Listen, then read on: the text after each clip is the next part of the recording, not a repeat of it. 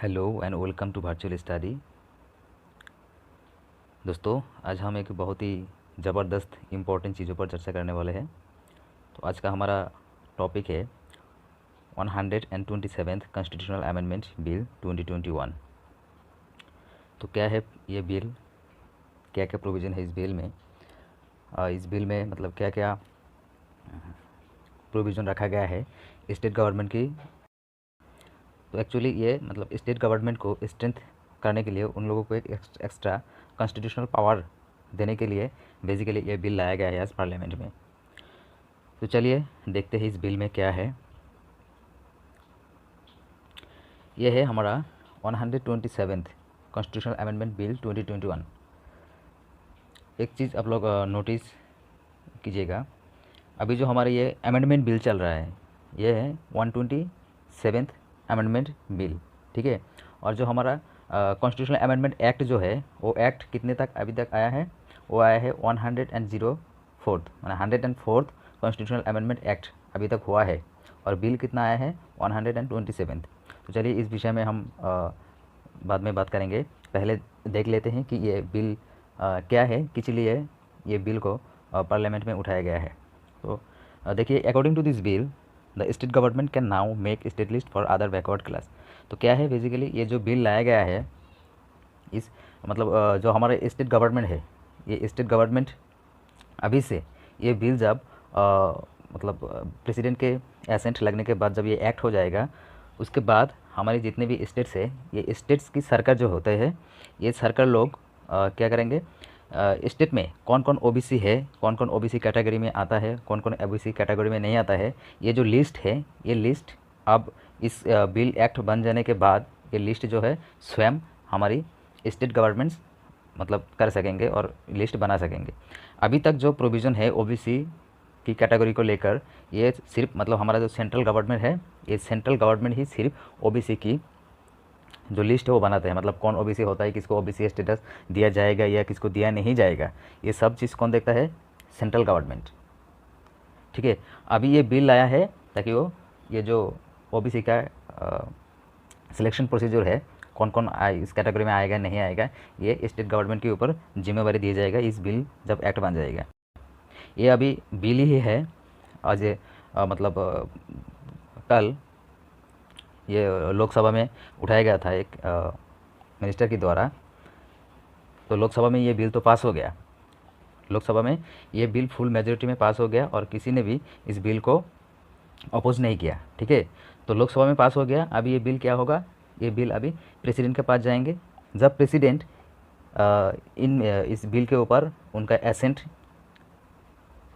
देगा, तभी ये बिल क्या होगा, बिल से एक्ट बनेगा और तभी से ये जो प्रोविज़न है ये पूरा इंडिया में लागू हो जाएगा, ठीक है। अगर ये बिल एक्ट बन जाए तो ये मतलब कितने नंबर कॉन्स्टिट्यूशनल अमेंडमेंट एक्ट हो जाएगा, याद रखना 105th माने 105th कॉन्स्टिट्यूशनल अमेंडमेंट एक्ट बन जाएगा ये बिल। अभी तक जो जितना हमारा कॉन्स्टिट्यूशनल अमेंडमेंट एक्ट हुआ है वो अभी तक कितना हुआ है, 104th। जो लास्ट हमारा कॉन्स्टिट्यूशनल अमेंडमेंट एक्ट हुआ था वो आपका 2020 में हुआ था, सिटीजनशिप अमेंडमेंट एक्ट के ऊपर अमेंडमेंट हुआ था। तो वही था लास्ट अमेंडमेंट एक्ट 104th, ठीक है। उसके पहले जो था वो था 103rd, वो आपका EWS जो कैटेगरी है 10% रिजर्वेशन इकोनॉमिकली वीकर सेक्शन के लिए, वो था 103rd। उसके बाद 2020 में सिटीजनशिप अमेंडमेंट एक्ट आया, वो है 104th कॉन्स्टिट्यूशनल अमेंडमेंट एक्ट। और अभी अगर ये बिल से एक्ट बन जाएगा तो ये कितने number act constitutional amendment act हो जाएगा, 105, ठीक है। मतलब ये बिल और जो एक्ट है इसके बारे में हम बात करेंगे। तो अभी हम ये देखेंगे अभी कि difference between constitutional amendment bill and constitutional amendment act. तो अभी हमने देखा कि कॉन्स्टिट्यूशनल अमेंडमेंट बिल कितना आया था 127th, और कॉन्स्टिट्यूशनल अमेंडमेंट एक्ट कितना हो गया 104th कॉन्स्टिट्यूशनल अमेंडमेंट एक्ट अभी तक हुआ है। और ये जो अमेंडमेंट बिल है 127, अगर ये एक्ट बन जाएगा तो 105th एक्ट हो जाएगा, ठीक है। तो इसके डिफरेंस हम समझते हैं। इसके डिफरेंस बहुत ही सिंपल है।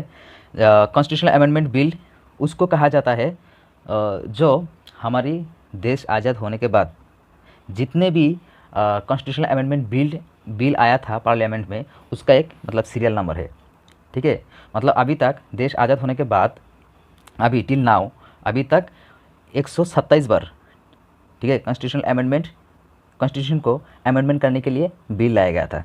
कितना बार? 127 बार कॉन्स्टिट्यूशन को अमेंडमेंट करने के लिए बिल लाया है, और उनमें से सिर्फ 104 कॉन्स्टिट्यूशनल अमेंडमेंट बिल एक्ट बन चुका है। ठीक है, 127 टोटल लाया है, उनमें से 104 ऑलरेडी एक्ट बन गया है और अभी एक एक्ट बनने जा रहा है। ठीक है, तो इसमें अब क्या देखेंगे हम देखेंगे कि ये बिल और अमेंडमेंट एक्ट का बेसिकली यही डिफरेंस है। ठीक है, बिल एक मतलब कंटिन्यूअस प्रोसेस हो गया लोकसभा का, जो पहले से फर्स्ट अमेंडमेंट बिल से अभी तक जितना बिल आया है उतना हमारा टोटल कुल मिलाकर कितना हुआ? 127 अमेंडमेंट बिल हो गया, और उनमें से एक्ट बन गया कितना? 104 एक्ट बन गया। और बीच का जो 22 अमेंडमेंट आया था, ये 22 अमेंडमेंट क्या हो गया? बेसिकली वो एक्ट नहीं बन पाया, वो पार्लियामेंट में ही अपोजिशन पार्टी ने अपोज करके उस बिल को रोक दिया, इसलिए वो बीच का जो 22 अमेंडमेंट बिल था वो एक्ट नहीं हो पाया। इसलिए हमारा कॉन्स्टिट्यूशनल अमेंडमेंट बिल ज़्यादा है और एक्ट कम है, क्योंकि हर बिल एक्ट नहीं हुआ। ये मतलब बेसिकली जो कॉन्स्टिट्यूशनल अमेंडमेंट बिल और अमेंडमेंट एक्ट का डिफरेंस है। ठीक है, अब ये देखते हैं, ये करंट अफेयर से मतलब कल जो इंडिपेंडेंस डे की दिन में मोदी जी ने रेड फोर्ट में एक स्पीच दिया था। उन स्पीच में मोदी जी ने बोला था कि सबका साथ, सबका विकास, सबका विश्वास और सबका प्रयास। अब ये देखिए, सबका साथ, सबका विकास, सबका विश्वास, सबका प्रयास, ये मतलब इसको किस तरह से इनको लाया गया है, इसका हम टाइम फ्रेम देखते हैं। पहले 2014 में जब मोदी जी प्राइम मिनिस्टर बने थे, तब उन्होंने एक मतलब नारा दिया था, सबका साथ, सबका विकास। ये 2 लाइन था सिर्फ, सबका साथ और सबका विकास। ये था 2014 में। और 2019 में जब इलेक्शन जीते, उस इलेक्शन जीतने के बाद उन्होंने और एक बाकी अगर ऐड कर दिया है, वही सबका विश्वास। सबका साथ, सबका विकास, सबका विश्वास, ये सबका विश्वास 2019 में ऐड किया गया है। और अभी हाल फिलहाल में कल मोदी जी ने और एक नया शब्द इनसे मतलब इसके साथ ऐड किया है, वो है सबका प्रयास। तो अभी जो ये अब जब हम बोलेंगे, अभी हम इसको सबका साथ, सबका विकास, सबका विश्वास और सबका प्रयास ऐसे बोलना पड़ेगा। और सबका प्रयास मोदी जी ने क्यों ऐड किया है?